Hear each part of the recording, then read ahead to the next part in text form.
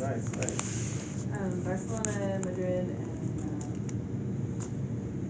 one other place now, it just went out of my head, but anyway, a couple of cities. Cool. I hope you guys went during summer time frame. Spring? Okay. Because it's not a good time to rent a motorcycle and go around the whole coast of Spain during the winter. Guess what? I'm the smart guy that did that. Yeah. So I showed up to Spain, like, you know, I got to Barcelona and I started going around and seeing all beautiful architecture throughout the city. Amazing, just amazing. And I'm the type of person that gets bored fairly quickly, and within 2 days I've seen enough. And I thought, you know what, I'm gonna get a motorcycle. I had no gloves, no jacket, no pants, no boots, no helmet. Oh. Yeah. So I still thought it'd be a cool idea. So you know what? I called up a guy, I found a website, and I called the guy and I said, I want to rent a motorcycle. Do you have a helmet at least? He said, yes, I do. Perfect. How much? It's gonna be about 500 euros. I was like, all right, 10 days? Fair enough, let's do this. So I met up with him in downtown Barcelona and gave me a helmet, and then I was off on my way. I went back to the hostel, you know, I wanted to get some rest before my trip off down the coast.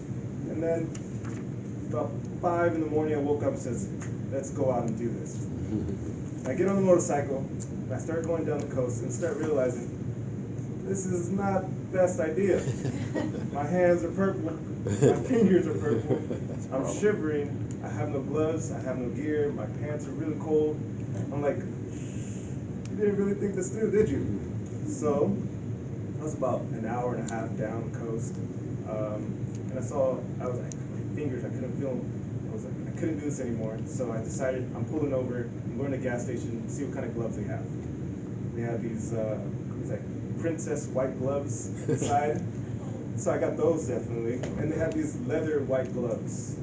And I was like, all right, I could probably combine these two and stay fairly warm for the trip, at least to get to Sevilla, or not Sevilla, Valencia.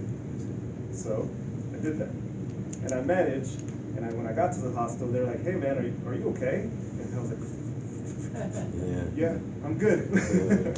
So it felt great to get a hot shower, and I spent the day in Valencia, you know, explored it, went around, and then moved on to my next city, which was Granada. And Granada was actually ruled by, Moors for like 800 years. And that culture is still very, you know, you can see it throughout the city, you know? And that's where I actually felt where I was mostly at home. You know, a lot of people that I can relate to it actually kind of look like me. And that's something that I didn't see when I was up in northern Spain. And I thought it was so much history, so much beauty throughout the city. And I really enjoyed it. It was probably my favorite city throughout all of Spain. So I spent 2 extra days there, more than I expected. And I made my trip down the coast again. And then I ended up in Sevilla, which is like known for the flamenco dance, right? So I ended up at a flamenco dance, checked it all out. It was an amazing experience. And then went to this museum that showed me all the history of Sevilla. And it was interesting to find out that Sevilla was the central point for everything going to the Americas and everything coming from the Americas. So I didn't know that, and I thought that was amazing. And actually 10 minutes out from Sevilla, there's this ancient ruin, gladiator ruin, where gladiators used to fight during the Roman era. And I don't know if any of you guys are into Game of Thrones. You know, the Dragon Pit, you guys remember the Dragon Pit? It was actually filmed at that location. Yeah, it was amazing. It was great.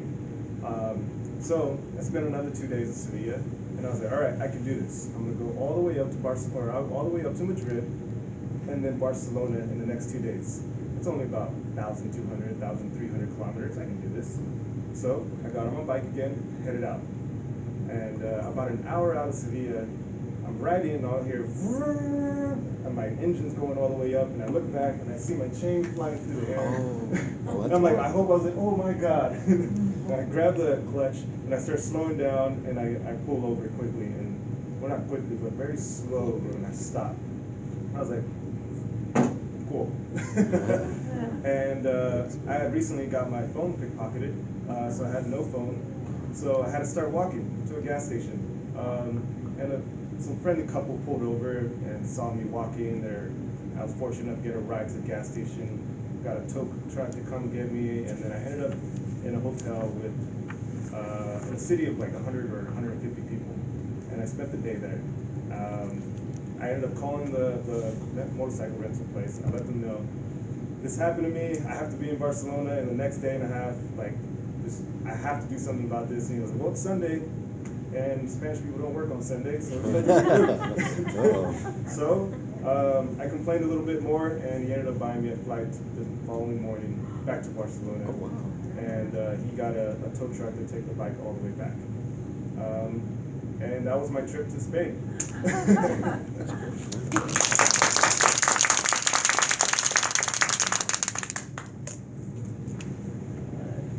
Thank you. No, don't worry about it. Our GE will take care of that. 1 minute to write evaluation of our speaker, Mr. Chris.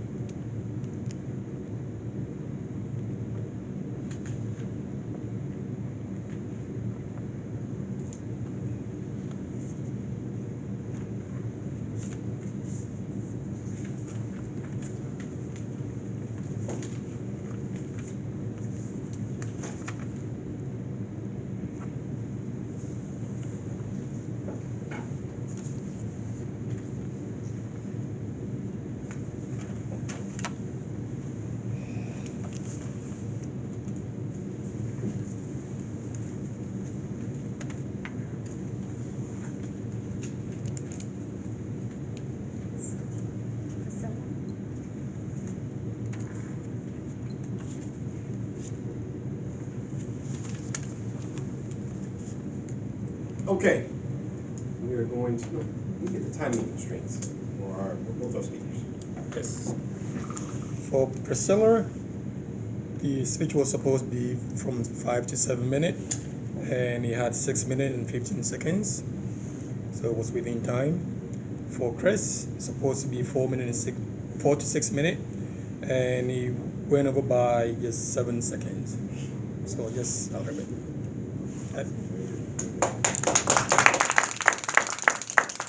Okay, since time is looking good for us today, the Fair Weather Minute, I'm going to ask for volunteers for our Fair Weather Minute.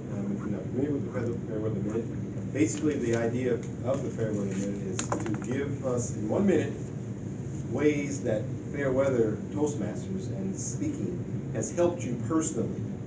So it could be anything. I mean, it really is wide open, but how has this experience helped you, whether it's at work, whether it's at home, whether it's with your personal life, whether it's with your relationship, whatever it is, how has being more confident up here helped you? Okay. Oh. Whoa. Now, I was going to call whoever went up first, but you went up at the same time. Same time. Perfect time. Okay, it's a 1 minute thing. What I want to do is both of you are going to do the Fair Weather Minute. Okay? So, Claudia, come on up. You're the Fair Weather Minute. Give her a round of applause.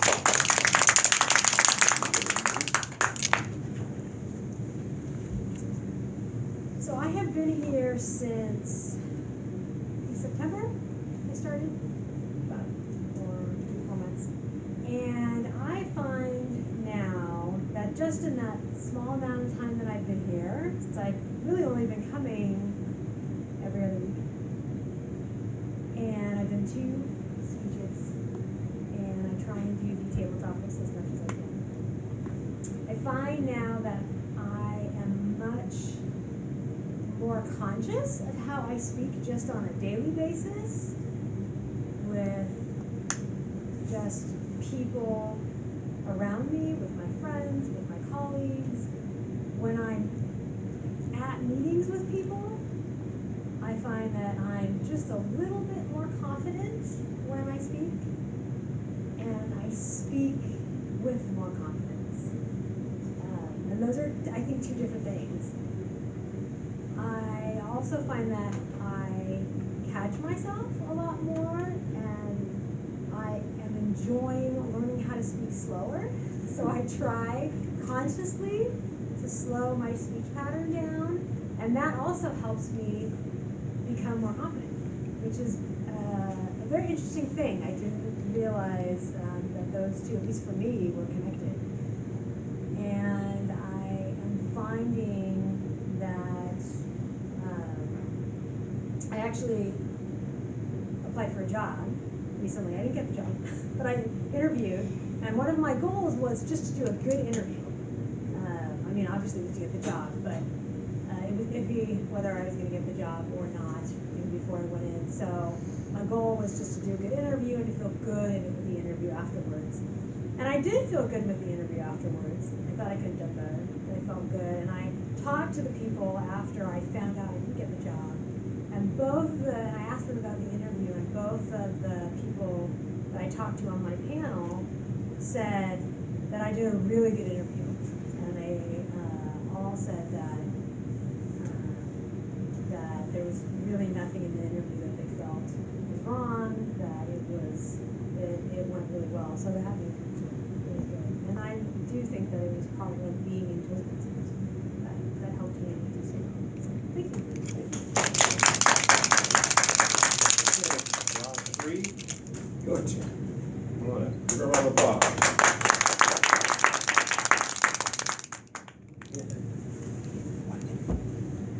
The Toastmasters have taught me a very important thing, and that is economy of words.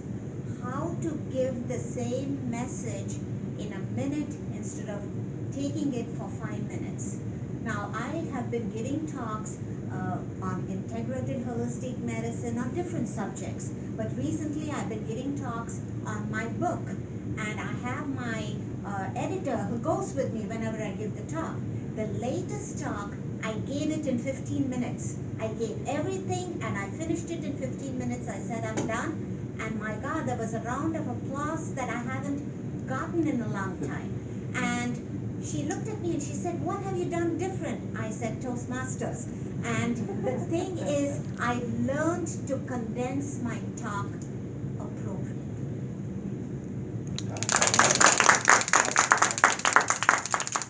Thank you for the Fair Weather Minute. Now, I'm going to throw this question out there. What constitutes a great meeting? Say it one more time, Tracy. Okay, because I'm counting. So if you haven't spoken, come 12:55, you'll be speaking. Just to let you know. So we're going to jump into our second phase of our meeting today, and that is table topics. And that will be hosted by our VP of Membership, Miss Tracy Ina Hosa. Let's give her a round of applause.